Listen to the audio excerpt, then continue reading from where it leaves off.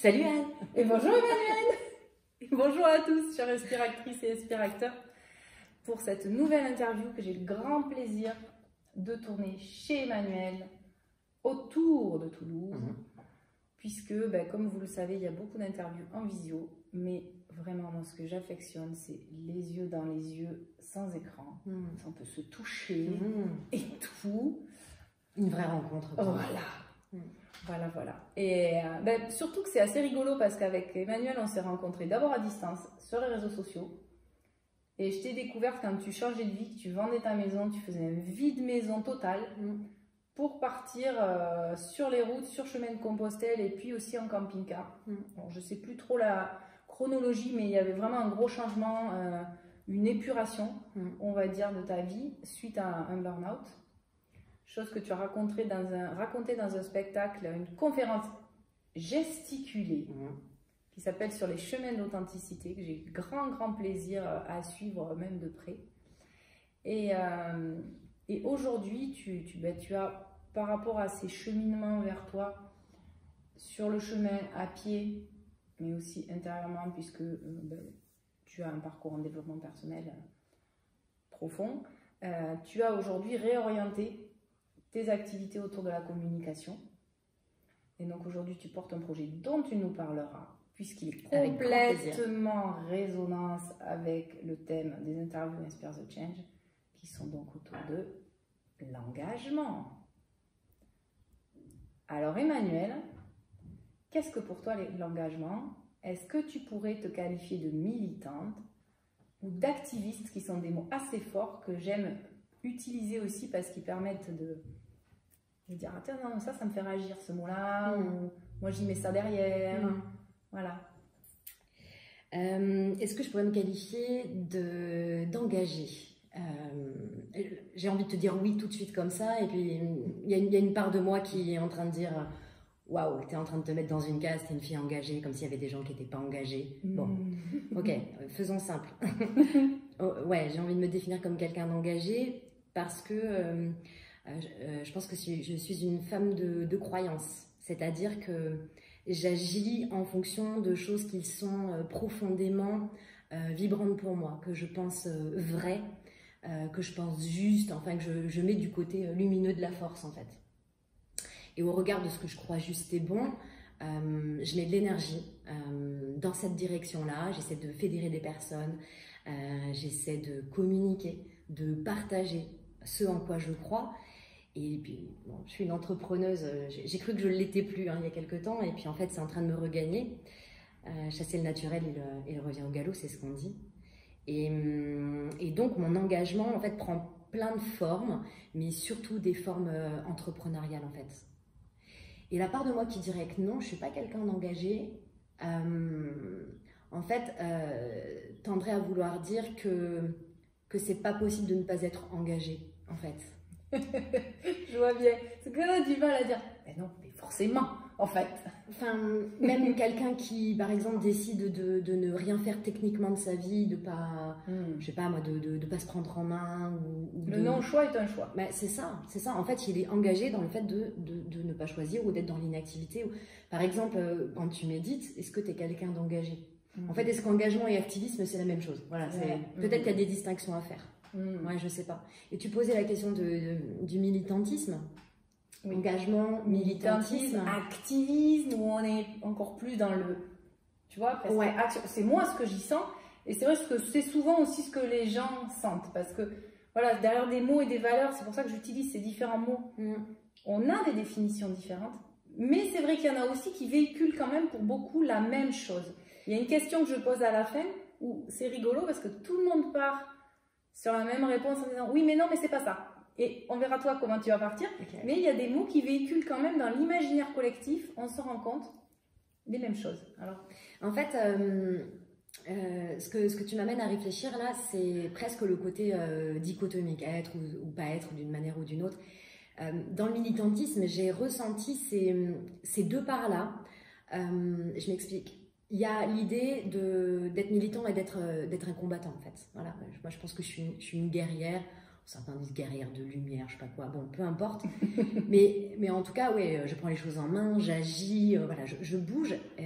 Mais avant, je pense que je bougeais beaucoup contre. C'est-à-dire qu'il y avait des choses qui m'insupportaient et j'allais lutter contre ces flux, ces énergies-là, ces communautés qui pensaient certaines choses qui ne rejoignaient pas en fait mes propres convictions. Aujourd'hui, j'ai peut-être parce que j'ai vieilli ou que je suis peut-être fatiguée d'avoir fait un burn-out, d'être une hyperactive, je sais pas, mais en tout cas, j'ai plus envie de mettre mon énergie pour œuvrer pour des choses, encore une fois, en lesquelles je crois. Je dis souvent, on ne force pas un âne à boire. Moi, j'ai l'impression que dans ma carrière militante, parce que j'ai beaucoup d'engagements sociétaux, patronaux, etc. Qui t'ont conduit au burn-out? Qui ont contribué en tout cas. Disons que tu en avais mis beaucoup. C'est pas l'engagement en soi, c'est la masse. Et puis la façon de vivre l'engagement aussi. Voilà. Ça, on pourra y revenir si tu veux. Ah, carrément.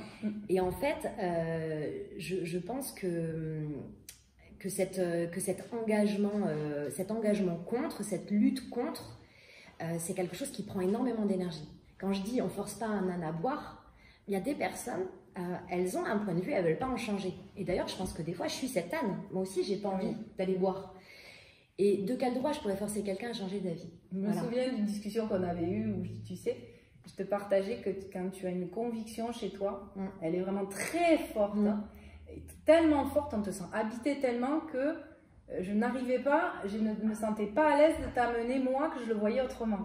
Et c'était fort, quoi. Et donc pour moi, tu portes vraiment cette conviction qui te va jusqu'au bout des pieds. Quand tu es dedans, quoi. Et tu vois, mon choix aujourd'hui, comme il est plutôt d'être dans le flux, je décide de m'entourer de personnes qui partagent un terreau commun avec moi, très puissant au niveau des valeurs et des convictions. Je veux plus perdre d'énergie à aller convaincre des gens qui n'ont pas envie, ne serait-ce que d'être ouverts. Voilà. J'ai pris la décision, par exemple l'été dernier, si je le ramène sur le champ professionnel, de ne mettre mon énergie qu'au service des personnes qui ont envie d'aller dans la même direction que celle que je suis en train de prendre. Et qui en fait, dans cette direction, rencontrent des obstacles sur lesquels il va leur manquer des savoir-être ou des savoir-faire. Et qui pensent que moi, je vais pouvoir les guider là-dedans et les amener. Et qui sont prêts à. Exactement. Bon, c'est peut-être un peu philo tout ça, mais j'espère que ça vous parle. Bien sûr, vous nous direz en commentaire. L'idée, c'est vraiment qu'on soit dans un enrichissement mutuel dans cet échange. Que j'aime, et moi j'aime les réflexions itératives, et c'est pour ça on en parlait en off. Moi, parler toute seule derrière un écran, c'est pas mon truc. Moi, ce que j'aime, c'est l'interaction, et c'est ça qui est intéressant dans ces interviews. Et donc, on appréciera d'autant que vous fassiez des commentaires et qu'on puisse vous répondre, échanger. Et justement, on parlait de la façon. Et donc, une question que j'aime poser, c'est quelle est ta manière d'agir dans le monde? De t'engager en quelque part.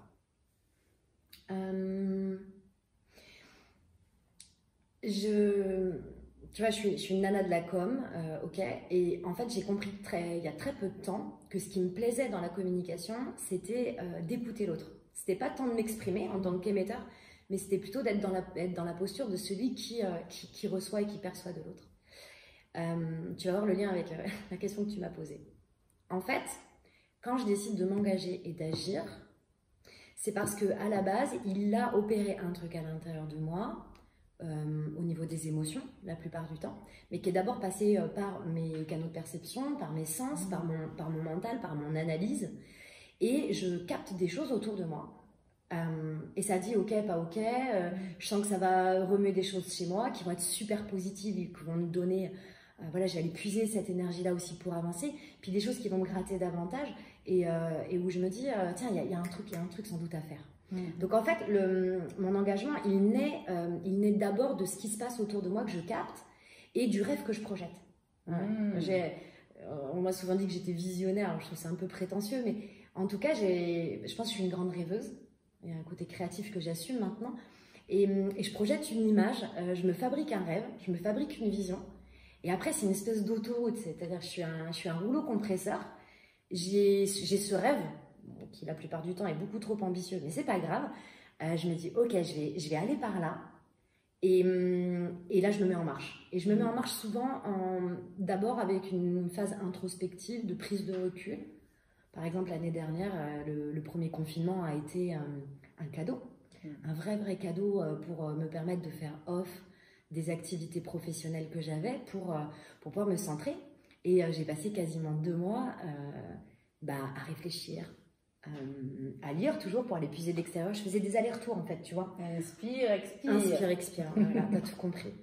Et du coup, quand ça vient à l'intérieur, que ça résonne, ça vibre, ça me donne des idées, je les pose, je gratte, je fais des mind maps, je tisse des liens, voilà. Et après, je me dis, ok, donc maintenant, pour réaliser ce rêve, eh ben, il faut que je trouve les gens qui vont vouloir le faire avec moi. C'est ça. Et mon engagement, du coup, je vais aller chercher ma communauté d'âmes quelque part, des gens qui, encore une fois, partagent ses croyances, ses valeurs, et qui vont être animés quelque part par la même mission que celle que je me colle, toute seule comme une grande.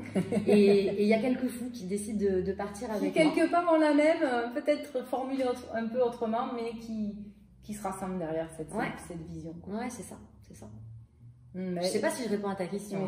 Mais c'est ça qui est intéressant dans les interviews, c'est de voir comment chacun de vous, chacune d'entre vous, vivez ça et comment ça peut inspirer et donner des clés à vous qui nous écoutez et comment aussi quelque part vous inspirer dans une communauté de valeurs, parce que vous qui écoutez ces interviews, vous sentez bien qu'on a quand même une communauté de valeurs, des choses qui reviennent souvent dans les personnes que j'ai choisies. J'aime la diversité, mais finalement je choisis des gens qui sont en phase avec mes valeurs. Et pour moi, les valeurs de on va plus loin ensemble et on va plus vite sont pour moi des évidences. Et d'ailleurs, souvent les gens que je vous présente en interview sont des gens avec qui j'ai co-créé, dont Emmanuel, voilà, à des moments, sur des petits morceaux, on ne sait pas, on se reste dans le flow, on voit ce que la vie aussi nous présente. C'est aussi, je crois, une valeur de liberté qui est importante. Je crois qu'on s'est retrouvé aussi là-dessus, sans vraiment peut-être l'avoir dit jusqu'à aujourd'hui, mais de se dire, dans l'engagement, on peut aussi avoir de la liberté. Et j'en parlais à des scouts l'été dernier, tu vois, il me vient ça. Qui étaient donc à l'écolieu du Merlin Chanteur, on avait 2 troupes de scouts qui étaient venus.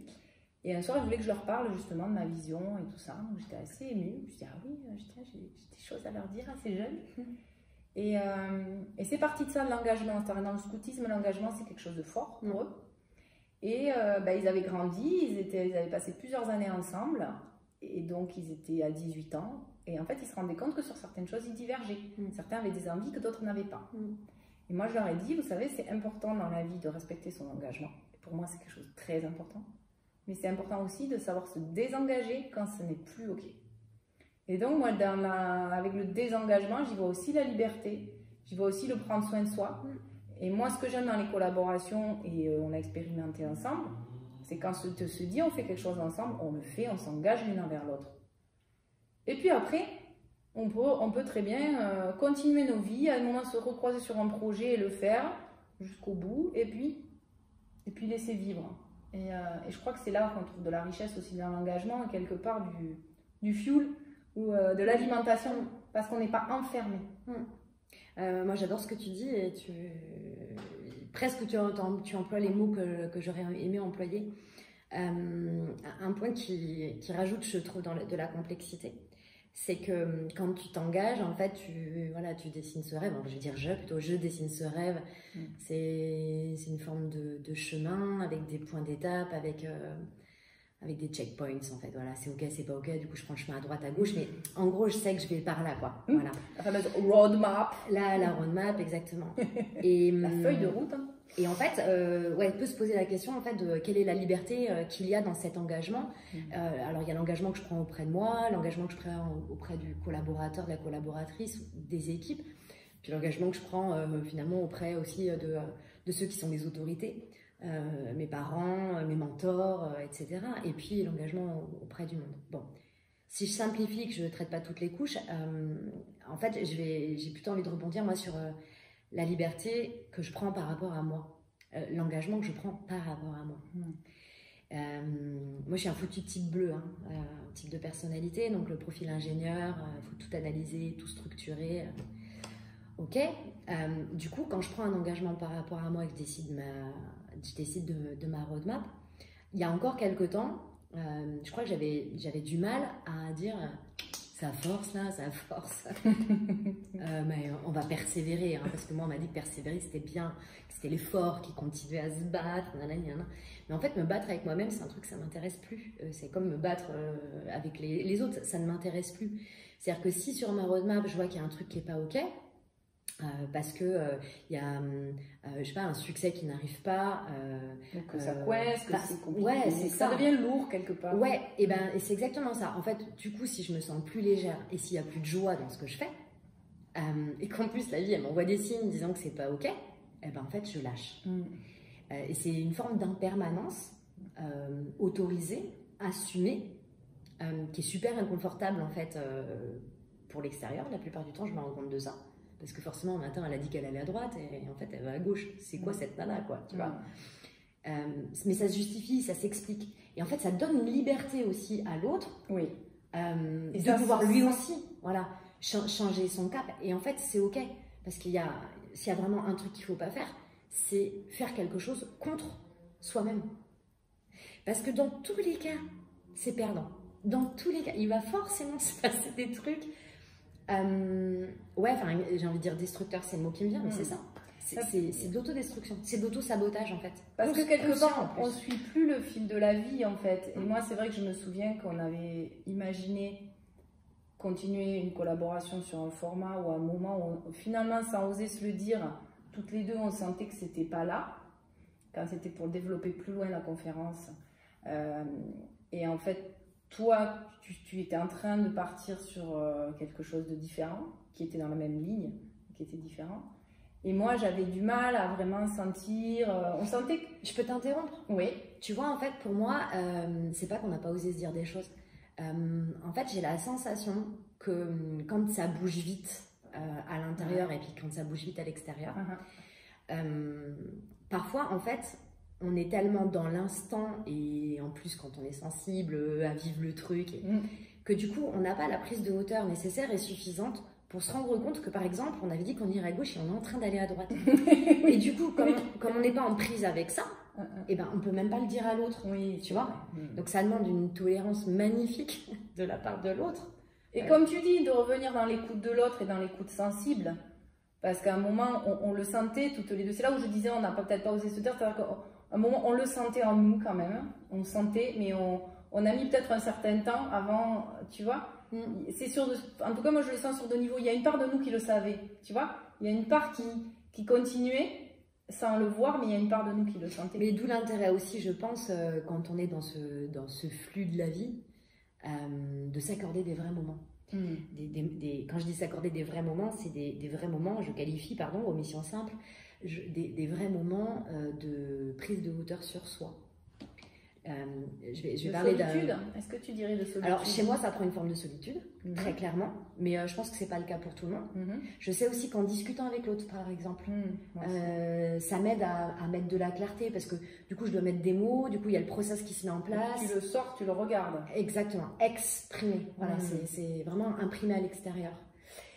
Et ces vrais moments de prise de hauteur sur soi, ça me rappelle un épisode récent, encore une fois, de l'été dernier. Je me dis, ok, je suis en train de monter une 5e boîte, la nana qui avait dit qu'elle arrêterait. Je suis en train de monter une 5e boîte et je me spécialise dans les RH et dans un sujet qui s'appelle la QVT, voilà, la qualité de vie des travailleurs. Donc là, les RH, pour ceux qui nous écoutent et qui ne sont peut-être pas salariés, donc les ressources humaines. Oui, pardon. Et la QVT, donc c'est tout ce qui est le bien-être du travailleur, du salarié plutôt, mais ça peut aussi toucher les patrons. Ouais. Et donc il y a un acronyme courant, enfin connu dans le milieu qui s'appelle la QVT, qualité et vie au travail. C'est ça. Et donc je me dis, ok, tu es en train de partir à fond, de t'engager dans cette nouvelle voie. Sachant que c'était un lien avec le burn-out quand même, que tu avais vécu aussi. Mais il y avait eu un cheminement. C'est ça, je me dis, mais qu'est-ce qui fait que d'un seul coup, il y a ce truc-là qui explose, que tu te sens en zone de confort, que ça t'excite intellectuellement, émotionnellement. Et donc, je fais cette phase de prise de hauteur. Et l'objectif de la qualité de vie au travail, pour une entreprise, je me place point de vue entreprise, de la personne morale qu'est l'entreprise, l'objectif, c'est de concilier performance économique et performance sociale. C'est-à-dire l'entreprise, elle est là pour être performante économiquement, faire de l'argent, rester rentable, être dans la survie. Et en même temps, elle est là aussi pour faire de la performance sociale, c'est-à-dire prendre soin des gens, faire de l'inclusion par rapport à la diversité, prendre soin du sentiment de bien-être des collaborateurs, etc. Qui feront que l'entreprise en plus sera plus rentable. En fait, c'est un cercle vertueux. Sans mettre les choses à l'envers, parce que dans certains cas, on peut les mettre à l'envers. Voilà, l'idée c'est de créer ce cercle vertueux. Et je me dis, ok, tiens, conjuguer performance économique et performance sociale. Qu'est-ce que ça raconte de moi en fait? Et là je me dis, j'ai fait un bac économique et social. Déjà. Ok. Ensuite j'ai fait des études de psycho. Donc c'est à fond social, humain. Après je fais une école de commerce, donc de business, donc d'économique. Je dis, waouh, c'est énorme. Après je crée ma première boîte dans l'économie sociale et solidaire. Voilà. Après, je me dis, mais ok, et j'ai été vice-présidente du MEDEF sur mon territoire pendant quelques années, donc le côté hyper patronat. Mais quand j'étais dans ces instances, j'étais plutôt du côté des salariés. Donc j'étais en train de regarder ceux qui défendent en fait les droits de l'humain versus ceux qui sont censés être des utilitaristes de l'humain. Enfin voilà. Et tu faisais le pont entre les deux quelque part, ce lien. Et gros engagement au CJD, qui est un mouvement de patrons humanistes, qui ont Centre des jeunes dirigeants. Centre des jeunes dirigeants. Patrons, un mouvement de patrons, qui ont vraiment un cœur, qui n'ont pas un portefeuille à la place du cœur. Et donc, qui sont l'incarnation dans l'intention et puis dans les comportements autant que possible, de cette capacité à être à la fois un dirigeant et quelqu'un de bien. Et finalement, cette lutte patronat-salariat, cette lutte des classes, puis là je me dis mais c'est mon histoire aussi, de mes grands-parents ouvriers qui sont montés dans l'ascenseur social, ma mère qui a toujours voulu que je sois quelqu'un de voilà qui brille. Putain, et je dis mais en fait tout ça c'est hyper cohérent. Voilà, c'était juste pour illustrer le fait que tu prends un peu de hauteur. Alors après la fulgurance elle arrive plus ou moins vite. Il y a des fois au bout de 2 ans, tu dis « Ah, mais c'est pour ça que j'ai fait ça !» Puis il y a des fois, voilà, ça vient tout seul. C'est le fameux, moi j'aime bien appeler ça le regard dans le rétroviseur. Ouais. Et souvent tu fais « Waouh, mais en fait, tout est tellement... c'est enchaîné de manière quand même assez incroyable. » Justement, toi, la cause dans laquelle tu es engagé, quelque part aujourd'hui, et puis finalement, c'est là ce qu'on vient de voir dans ce regard en arrière, c'est... j'ai envie de dire, ça a toujours été la cause humaine et la cause du bien-être de l'humain dans le travail, dans sa manière d'être en activité professionnelle, quelque part. Mais avant, en fait, j'étais sur la dimension exocentrée et maintenant je suis sur la dimension plus Est-ce que tu peux nous l'expliquer? Ouais. Ton cheminement justement dans les causes, comme ça, comment tu peux aujourd'hui...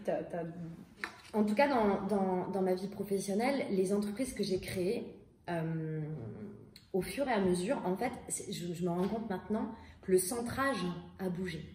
C'est-à-dire que là, je viens de passer une 15aine d'années à créer des boîtes, à les développer, machin, à travailler, à prester pour un certain nombre de... Donc à faire des prestations. Des prestations. Merci pour la traduction, pardon.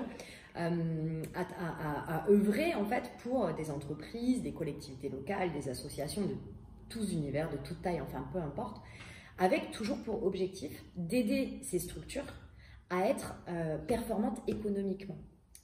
Et on me demandait en fait de porter un regard externe et expert sur la meilleure façon de structurer le développement commercial des entreprises, soit purement avec du commerce, soit par ce qui est plus mon talon d'Achille, la communication.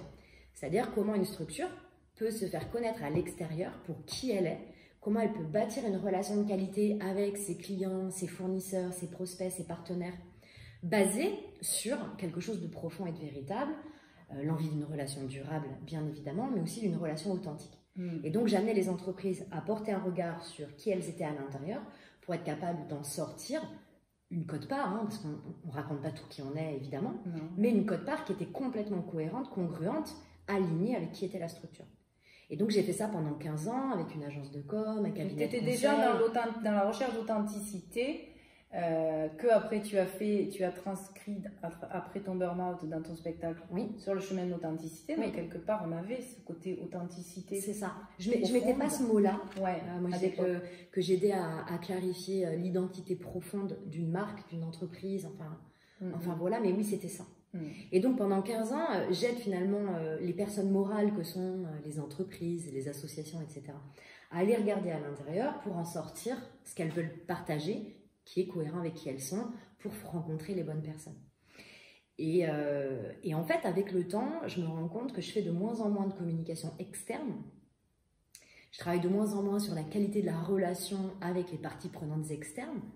Et on commence à venir me chercher sur comment je peux améliorer ce qui se passe dans l'équipe, dans l'entreprise.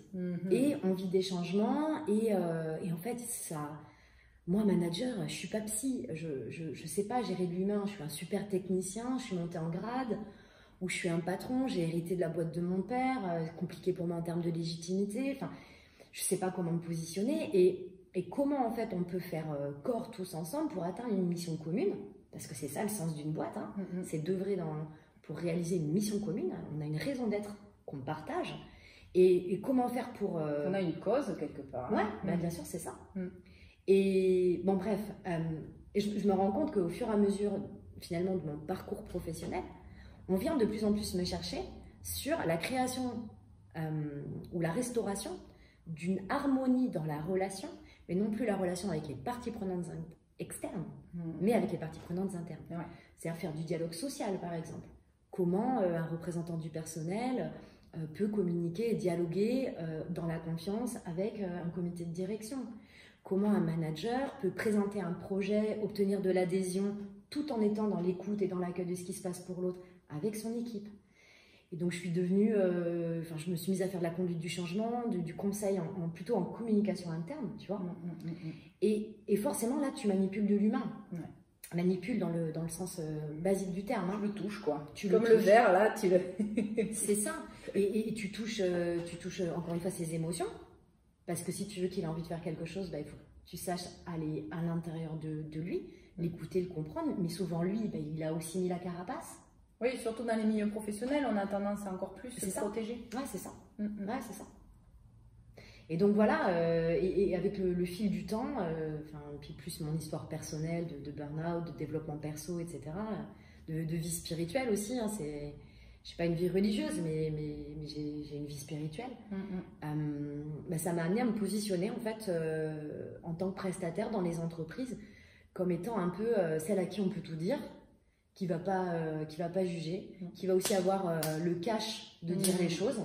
Ouais. Et en fait, on m'achète ma cachitude. C'est bête de dire ça, mais oui.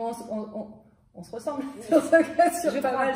Je se ressemble, ça semble, hein, comme on disait. Mais tu vois, derrière la cachitude, derrière cette finalement exigence quelque part de dire les choses, c'est ok si c'est pas vrai ce que je renvoie, oui. Tu vois. Et il y a toujours, c'est toujours sous couvert de mon mot fétiche. Avant c'était l'authenticité, maintenant c'est la bienveillance. En fait, je pense que la bienveillance c'est encore au-dessus de l'authenticité, comme ça que je le sens en tout cas. C'est-à-dire que si c'est pas pour faire du mal, c'est pas pour critiquer, c'est vraiment pour faire grandir l'autre et l'accompagner. Quand on est cash, c'est pas forcément, c'est pour dire les choses telles qu'elles sont. En tout cas, c'est renvoyer une perception des choses et avec le temps, la maturité, le professionnalisme ou j'en sais rien, il y a des feedbacks qui sont de plus en plus justes et puis il y a des feedbacks qui ne le sont pas du tout. Et moi, ça m'amuse souvent quand j'ai un client, je dis écoutez, ce que je ressens, c'est ça, est-ce qu'on pourrait dire que ça? Et puis qui me dit pas du tout, quoi. Emmanuel, t'as craqué, pas du tout. Je dis génial, génial. Si j'ai tapé et c'est pas du tout, c'est que c'est autre chose. En fait, ça va être facile. Du coup, on regarde l'opposé et du coup, on avance, quoi. Ouais, c'est ça. Mais je suis pas coach. Je suis pas coach. Elle n'est pas coach. Mais non, je suis pas coach. Il y a des super coachs, ils bossent super bien. Et est-ce que tu peux nous parler un petit peu plus de justement ce qui a fait que tu as opéré moi, ce que j'ai envie de dire, puis d'ailleurs, quand on me pose la question sur des déclencheurs, j'ai dit moi, c'est des colliers de perles. Il n'y en a pas eu un où j'ai fait un 360. Et d'ailleurs, j'en parlais avec David Moussebois que j'ai interviewé l'autre jour. On disait que souvent, quand on y va de manière clash, en changement, parfois on continue à retrouver les mêmes patterns derrière. Donc souvent, c'est des évolutions, mais on peut vivre quand même des moments assez forts physiquement. Et toi, tu as vécu un burn-out. Et est-ce que tu pourrais un petit peu plus nous en parler, ce que ça t'a fait vivre, ce que c'est venu justement interroger certainement sur le fait d'être en force, sur le fait d'être contre, d'être dans un engagement plus de combat, et où quelque part, là, on t'a forcé à être à terre, à lâcher les armes. Est-ce que tu pourrais un petit peu nous parler de cet épisode-là? Pour le raconter très rapidement, mars 2015. À l'époque, j'ai 4 sociétés, beaucoup d'activités. Et j'ai très exactement 14 mandats sociétaux et patronaux en parallèle, qui ne sont pas des petits mandats. Hein, voilà, ça prend beaucoup de temps. J'ai 2 enfants en bas âge et mon mari qui, depuis 1 an, est plus à la maison. Et, donc voilà, on est en séparation. Pas de famille sur place, des amis, et voilà, heureusement. Et je travaille. Je crois que j'ai l'habitude de dire que j'ai travaillé 18 heures par jour. Je sais qu'à l'époque où j'avais fait cette comptabilité-là, j'étais loin de me mentir, donc je pense que c'était vraiment vrai. Aujourd'hui, j'ai du mal à m'en souvenir. Encore, moi, je me demande comment. Moi, on me dit que je mets beaucoup de choses, que je fais beaucoup de choses. Mais moi, quand je te vois, je me dis, mais sincèrement, quand je retrouve des images ou quand je parle avec mon entourage, je sais même pas comment techniquement c'était possible que j'ai cette vie-là. Et puis avec la banane toute la journée, du temps pour quiconque en avait besoin. Enfin, ouais, j'étais sur tous les fronts. Et j'avais absolument pas les stigmates de la nana qui allait faire un burn-out. C'est pour ça que souvent, quand on décrit les symptômes, etc., bon, il y a quand même des points qui posent question. Par exemple, le sens dans mon travail, il était là à 300%. Moi, j'ai créé ma boîte pour créer des emplois. Là, j'avais créé des emplois. J'ai choisi de faire de la com pour aider des entreprises qui méritent de mieux se faire connaître, ou qui méritent de mieux fonctionner entre elles. Enfin, dans les parties prenantes internes, et c'est ce que je faisais. Enfin, j'étais à fond ce qu'on appelle ta mission, ton pourquoi.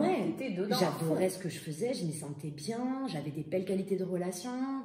Je gagnais pas beaucoup d'argent, mais c'est parce qu'à l'époque j'avais un vrai problème de valeur que je m'accordais, donc j'avais pas la rémunération. Enfin, j'avais une rémunération cohérente avec la valeur que je m'accordais. Mais j'étais pas du tout à l'agonie. Enfin, je vivais très bien. J'aime les voitures de sport. J'avais une voiture de sport. Enfin, franchement, à part que je travaillais 18 heures par jour. Oui, ça avait l'air. Voilà.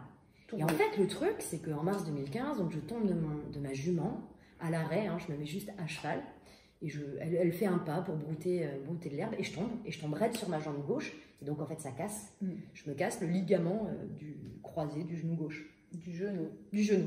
Voilà, du genou, de ma place dans l'environnement, de moi et les autres, etc. Et en fait, un ligament croisé du genou gauche, en 48 heures, ça fait super mal, hein, on douille. Mais au bout de 48 heures, tu remarches, tu retrouves ta mobilité, enfin, un peu de réduc et c'est reparti. D'accord. Et moi, au bout de 2 mois... Toi, tu t'es dit, allez, c'est bon, je suis repartie dans 48 heures. Ah, mais clairement. Tu t'es dit, allez, c'est parti. Même pas mal. Une anecdote rigolote, c'est que dans le camion des pompiers, quand ils m'ont amené à l'hôpital, quand ils sont venus me chercher dans le champ, j'avais une carte de visite dans mon pantalon et je les prospectais, en fait. Voilà. Donc la nana qui s'arrête vraiment jamais. Et puis finalement, voilà, ça a duré 2 mois. J'ai passé 2 mois avec une jambe raide qui voulait plus plier. Donc mon médecin qui était psychologue, hein, un petit médecin de campagne, quand je dis petit, c'est pas le gros cabinet, voilà, un gars qui travaille 15 heures par jour. Bon voilà, il a posé le diagnostic, il m'a dit, ce qui se passe, c'est que en fait ta tête, elle est en train de dire à ton corps, arrête de courir quoi. Et comme tu passes ton temps à courir, eh ben, je vais t'empêcher de courir, et pour t'empêcher de courir, je vais te péter une jambe. C'est le truc basique. Hein. Et j'ai pas compris. Au début, j'ai pas compris, alors j'ai trouvé ça hyper injuste. Pourquoi moi? Quel numéro? Comment je vais faire? Le côté entrepreneur, merde, comment les gens vont gérer? Oui, parce qu'il faut être en intégration de ce genre de choses, quoi. C'est pas d'un coup comme ça que tu vois la lumière. Ouais, c'est ça, c'est ça. Et même avec un parcours de développement perso, avec un entourage hyper bienveillant. Moi, j'ai des coachs, des psys dans mon entourage. Enfin, il y avait aussi ces regards en fait de l'extérieur. Mais t'as un truc il est à vivre à l'intérieur, quoi. C'est tout. Et ça prend du temps. Et après cette phase de lutte, parce que j'étais pas contente de ce qui m'arrivait et donc je luttais contre ce qui m'arrivait, après la phase de l'acceptation, de rire en fait de ce qui se passe, parce qu'en fait c'est juste un cadeau, quoi. C'est juste énorme. C'est tellement simple. Après quoi tu cours? Voilà. J'ai une amie qui s'appelle Myriam, qui est coach. Elle m'a posé cette question. Alors, je vais le dire, une question de merde. Voilà, parce qu'elle m'a bien emmerdé cette question. Et il y a le fameux livre dont une amie coach justement m'a reparlé et que je connaissais mais je n'avais pas encore lu, de Christiane Singer, qui dit « Mais après quoi cours-tu? Ne sais-tu pas que le ciel est en toi ?» Ok. Et c'est un des livres de Christiane Singer. Okay. Ouais. En tout cas, ça m'a obligée à me poser cette question-là. Ok, je peux plus courir et en fait, après quoi est-ce que j'ai couru et après quoi j'aimerais courir là et donc nécessairement la réponse à la question elle est pas facile. Puis il y a une première réponse qui arrive et puis en fait quand tu déroules le fil, puis il y a une deuxième réponse qui arrive qui a généré la première, puis une troisième et puis c'est la pelote que tu déroules. Et qui me prendra jusqu'à la fin de ma vie parce qu'on est sur un chemin, on apprend à... C'est peut-être justement regarder le chemin qu'on t'a fait tomber pour peut-être mieux regarder le paysage. C'est pour ça que je suis partie sur Saint-Jacques après. J'ai eu besoin d'utiliser mes jambes, donc de marcher. Puis j'ai fait tout le chemin de Saint-Jacques, enfin, les chemins de Saint-Jacques, je les ai fait à l'envers parce que j'avais l'intention de rembobiner en fait mon histoire pour comprendre à quel moment le truc il avait déraillé. Pourquoi en fait je me retrouvais dans une vie qui paraissait juste géniale, enfin, 35 piges, enfin, j'avais tout pour moi quoi en gros, et en fait c'était pas ok, c'est à dire qu'en fait tout paraissait ok et si tu me demandais comment j'allais je te disais que tout était génial, mais sauf qu'en fait il y avait à l'intérieur de moi un autre être, une autre part dont j'étais complètement déconnectée et qui elle du coup avait beau hurler, de toute façon les fils de digiphone ils étaient coupés. Et consciemment impossible d'y accéder, il a fallu l'accident. J'aime beaucoup ce que dit Didier Léchemia, qui est un ami et qui est dans notre équipe chez Wunjo, dans mon cabinet RH. Didier, il dit « I love burnout ». C'est terrible hein, comme formule. Mais en fait, quand on a un épisode d'épuisement professionnel, quelles que soient les formes qu'il prend, etc., en tout cas quand on est mis au tapis... Ou même pas que professionnellement, quelque part. Non, bien sûr. Quand on est mis au tapis, en tout cas. Ça. Voilà. Après, moi, je peux parler que de l'épuisement. Oui, bien sûr, mais en phase d'épuisement, comme ça... En fait, si on prend le temps de l'accueillir, le considérer et de... En fait, c'est un cadeau, parce que c'est comme toute épreuve, en fait. C'est enseignant. Après, il n'y a pas un moment donné où on se dit, ça y est, c'est bon, j'ai tout compris. On aimerait. J'ai enlevé l'armure, ça y est, je suis vraiment dans mon déguisement de départ, quoi, dans le personnage que j'ai envie d'être dans cette vie, quoi. Et ça y est, c'est parti, quoi. Et non, parce que là, tu te mets encore et tu vas... Et il y aura d'autres chutes. Après, faire un burn-out tous les ans, c'est quand même pas super méga recommandé. Oui, on peut faire d'autres choses pour comprendre. Ouais, voilà. Et développer aussi une forme, j'ai l'impression, au fur et à mesure de sensibilité, de vigilance, qui fait que, avant d'avoir l'accident de voiture, quand tu vois que tu as failli te prendre une voiture, eh ben, tu te dis, c'est comme si je l'avais prise en fait. Mais la vie, elle me donne la possibilité de ne pas aller jusqu'au bout de l'expérience destructrice, mais qu'est-ce que ça m'apprend? Et si tu as le réflexe, tu as cette hygiène, dès qu'il se passe quelque chose, de prendre de la hauteur, pour moi, c'est vraiment une forme d'hygiène, c'est comme une deuxième paire de lunettes. J'essaye autant que possible d'avoir cet automatisme d'analyse. Ben, en fait, sachant que c'est pas toujours juste. Hein. Ce qui me vient là, tu vois, c'est ce que j'ai vécu ce matin en venant chez toi. Donc, comme on est dans une période de confinement, j'ai donc rassemblé 2 rendez-vous professionnels, puisque je voulais absolument faire ces rendez-vous en présentiel, pour moi c'est important. Et donc, j'ai mis dans une journée 2 gros rendez-vous qui normalement auraient nécessité une journée chacun pour être correct.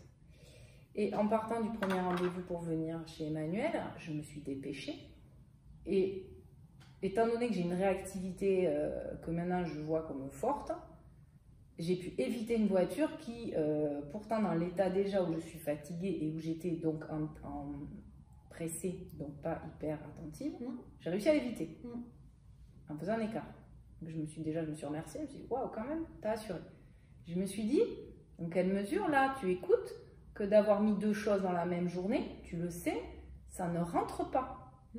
C'est dangereux.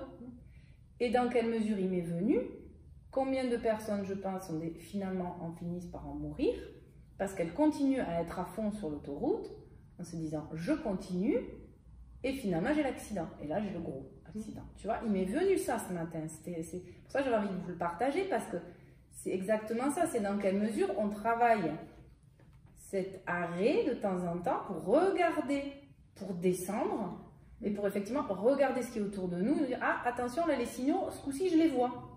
Ouais, non, mais c'est ça. C'est d'apprendre. Moi, c'est ce que on parlait du CJD tout à l'heure, un centre des jeunes dirigeants, où j'ai fait une conférence il y a 2 ans, et je leur disais que c'était, ça se musclait. c'est un exercice quotidien comme du sport, d'apprendre à mieux voir, à se relever sur des choses qu'on voyait négativement. Enfin, voilà. Mais tu vois, sur cet exercice, souvent on me dit, tiens, j'ai fait un travail sur moi, où tu devrais travailler ci, ça, machin. Là, tu parles d'exercice, d'entraînement. Derrière, on accole souvent la notion de l'effort. C'est-à-dire que c'est une contrainte. Voilà, que tout à l'heure, je parlais d'hygiène. L'hygiène, c'est il faut que. Quoi. Oui, c'est presque le régime, on se prive. Ouais, c'est ça. Ouais. Et en fait, moi, j'aime ça, en fait. Je kiffe ça. Je pense que si... Enfin, pour tout, l'envie, c'est le moteur, voilà. Mais si cette prise de hauteur sur ce qui se passe, et encore une fois, avec une interprétation qui est souvent erronée, mais peu importe, c'est celle que tu as dans l'instant, et c'est ce qui te parle. Donc c'est OK. Si cet exercice-là d'interprétation, tu prends du plaisir dedans, et ben du coup, ça devient un automatisme, évidemment. Si on peut continuer la métaphore sur le sport, voilà, les grands sportifs disent tous qu'à force, il y a une hormone particulière qui est générée et qu'après, on en a besoin. Donc, voilà. Et ben justement, quand on parle de ce côté dur, difficile, quand toi, tu traverses des moments difficiles, j'ai pour habitude de poser la question avec l'image de quand le matin, tu n'arrives pas à te lever, que tu as le moral au fond des chaussettes, que là, il y a un coup de moral, voilà. Quelles sont tes clés à toi? Alors déjà, ça m'arrive pas souvent. Je suis plutôt de bonne humeur, surtout au réveil d'ailleurs. Alors, si tu veux, tu peux nous donner aussi, ça peut donner des clés déjà. Non, mais attends, ça va faire méga prétentieuse. Non, mais on est différent. Mais au contraire, parce qu'ils vont se dire pourquoi Anne pose toujours la question. Tu m'amènes à me demander, à me replonger dans quand ça va pas. Mais non, mais tu vois, c'est aussi intéressant là ce qui se passe. C'est que c'est sans doute mon mécanisme de défense qui vise à me protéger, de me remettre dans des situations dans lesquelles je souffre. Tu vois. Non, allez, vas-y. Je vais faire l'exercice. Alors, un matin où je me réveille et où j'ai pas envie de me lever. En fait, tous les matins, j'ai envie de rester au dodo, pour être très honnête. Voilà, parce que j'adore les grasses mat et ouais, j'en fais pas beaucoup. D'ailleurs, j'ai prévu de changer de rythme. J'ai envie de me lever beaucoup plus tôt le matin et de me coucher beaucoup plus tôt le soir. Parce que moi, je suis plutôt une couche tard et une lève tard. Pareil. Donc le matin, la plupart du temps, j'ai quand même envie de rester au dodo. Et alors, tu disais quoi? Quelle émotion tu me demandes de ressentir? En fait, c'est quand ça va pas. Soit le matin au lever, soit des moments, des coups de blues, de démoralisation, de à quoi bon, de coup de mou quoi. Le coup de mou, le coup de je suis pas bien. Quelles sont tes clés quand tu es comme ça? Démotivée peut-être. Ouais. Là, ce qui me vient, c'est j'ai des coups de mou quand ça vient me chercher sur la valeur que je m'accorde. C'est-à-dire que si par exemple je sais que j'ai un entretien qui est programmé dans la matinée avec quelqu'un que je place au-dessus de moi, du coup je me dis mais je suis qui pour prendre des minutes précieuses de la vie de cette personne, ou qu'est-ce qu'elle a pensé de moi. Bien. Non, et c'est ça, je me vois toute petite, je me fais des films, je commence à me dire mais qu'est-ce qu'il faudrait que je lui dise, comment est-ce qu'il faudrait que je sois. Et alors qu'est-ce que tu as trouvé justement comme clé toi pour retrouver un bien-être intérieur? Dans ces cas-là, j'essaye de me dire que qui je suis suffit. Même si là t'es pas bien, je suis pas la plus compétente, je suis pas sûrement pas la plus jolie, je suis pas la meilleure communicante, je suis pas, même tout ce qui pourrait paraître être des talents, tu vois, ou des savoir-faire, je suis pas la meilleure de tout ça. Derrière il y a, je sais pas si vous le percevez, il y a cette quête de perfection, voilà, de besoin d'être toujours plus en fait. Donc c'est pas que tu vas te forcer à aller bien, c'est que tu vas te dire je suis, ok, je suis pas bonne quelque part, et c'est ok comme ça. Mais je vais être péjorative, je veux dire, je pète un coup. Voilà. Voilà une astuce que je dis aussi des fois. Péter un coup, ça ira mieux. Ouais, et merde quoi. Après tout, je suis qui je suis. Voilà, et puis il me l'a accordé l'entretien. Tu vois, j'essaie aussi de me raccrocher à des trucs un peu rationnels. L'entretien, il me l'a accordé. Il sait un minimum qui je suis, sinon il me l'aurait pas accordé. Enfin voilà. Et puis, donc, si tu ça te se passe remets pas sur bien, du concret quelque part. Je me remets sur du concret. Je me dis que après tout, je suis peut-être, enfin voilà, qui je suis. Je vais mettre qui je suis. En fait, je pense que ça m'invite encore plus à être vraiment moi-même. C'est-à-dire que là, je me dis, le premier réflexe, ça serait de dire, il faudrait que j'aille mettre des masques pour coller au niveau d'exigence que j'imagine que l'autre attend de moi. Voilà. Et en fait, toi, c'est souvent dans l'interaction avec l'autre. Toi, quand t'es pas bien, c'est quand il y a une interaction avec l'autre. ouais, qui peut me juger en fait. C'est pas forcément, voilà, le matin où tu sais pas pourquoi tu te réveilles, t'es pas en forme.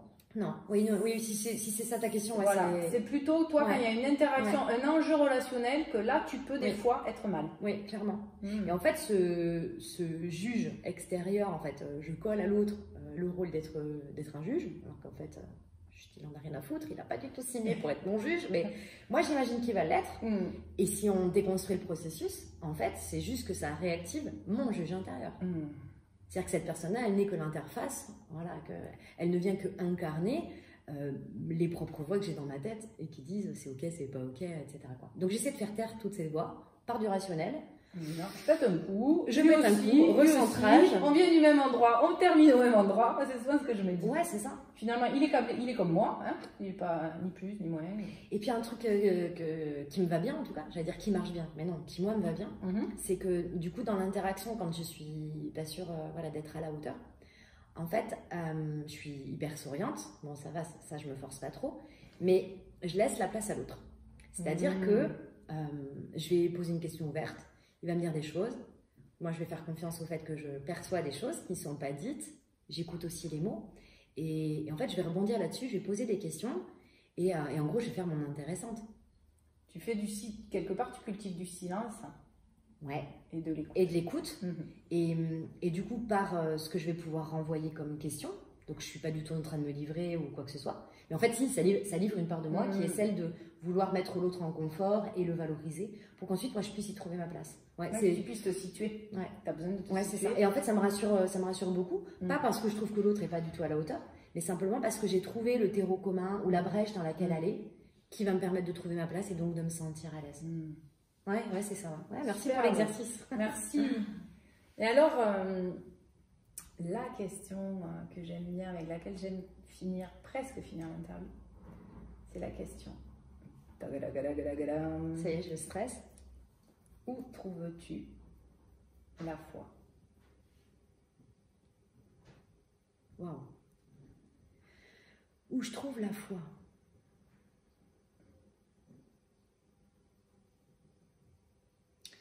En fait, c'est super compliqué ta question.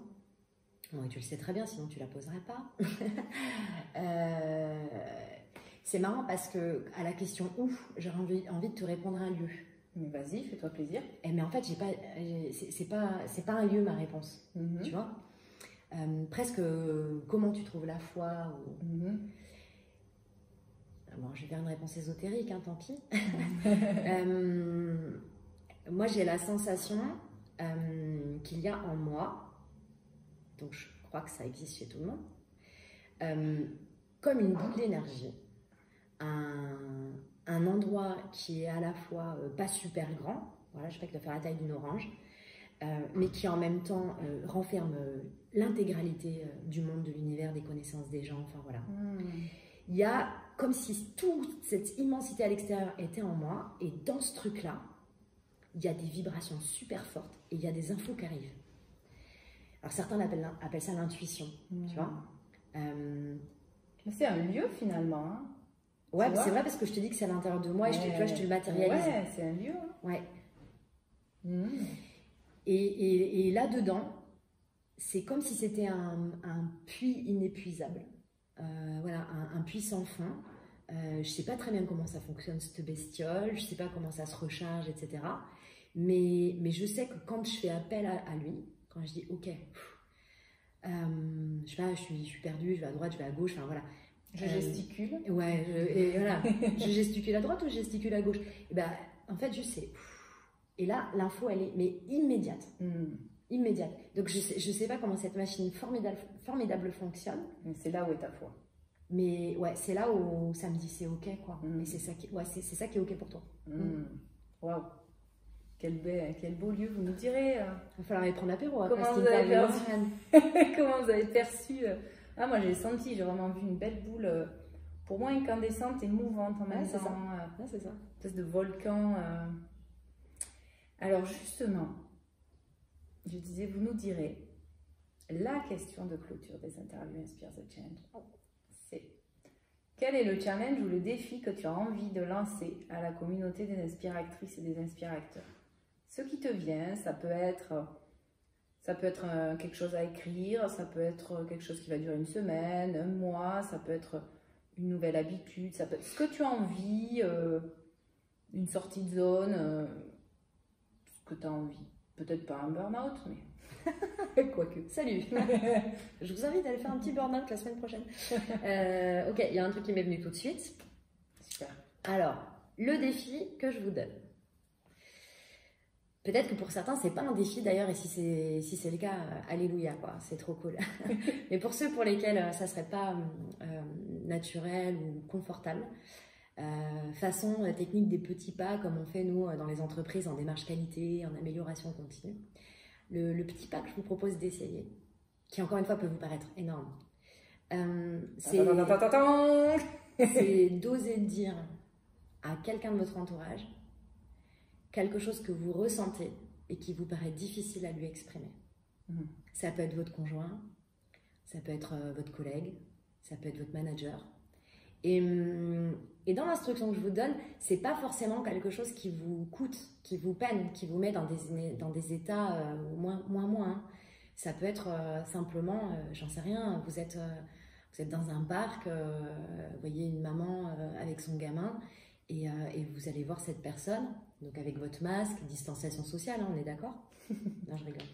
Et vous allez voir cette femme, et puis vous lui dites, waouh, qu'est-ce que vous êtes une belle maman. Juste ça, vous voyez, juste un truc simple et gratuit. Qui vous traverse. Mais osez exprimer ce qui se passe à l'intérieur. Et si c'est OK pour vous et que vous avez envie de pousser un petit peu encore plus le oser, on vous propose de nous mettre en commentaire ce que ça vous aura fait vivre, comment vous l'aurez vécu, cette expérience. Ça sera vraiment très enrichissant, à la fois pour nous, et puis à la fois pour toutes les personnes qui liront les commentaires. Et je pense que ça, voilà, le fait de partager après comment vous avez vécu ces défis, c'est enrichissant pour tout le monde. Et si vous pouvez le faire dans la sphère professionnelle, ça m'arrange personnellement. Ça me donnerait du grain à moudre pour la communication et quelque part le partage d'expériences dans le cadre de nos activités professionnelles. Bah ouais, ça pourrait être super intéressant. Si vous voulez être encore plus sympa avec moi, en tout cas, ça serait cool. Ouais, si vous avez envie de faire un cadeau à Emmanuel. Alors justement, si vous avez envie d'en savoir plus sur ce que fait Emmanuel, donc son nouveau cabinet conseil en qualité de vie au travail s'appelle Wunjo, W-U-N-J-O. C'est ça. Je crois bien que le site est en ligne. Oui, wunjo.life. Voilà. Puisqu'on est là pour améliorer la vie des gens et les aider à préserver leur vie. Donc, .life. Voilà, voilà. Oui, maintenant on peut avoir plein d'extensions. Ouais. La petite astuce techno du jour. Écoutez, on vous remercie d'avoir été avec nous pour ce beau moment. Manu, je suis tellement enchantée qu'on ait enfin pu faire. Merci Anna, on fait le câlin. Merci Anne pour ce moment. Merci Manu. Un grand merci. Merci à tous. Et je vous dis à bientôt pour une nouvelle interview. Et merci à vous si vous avez suivi la vidéo jusqu'au bout quand même. Olé! Ouh! Bye bye. Bye bye.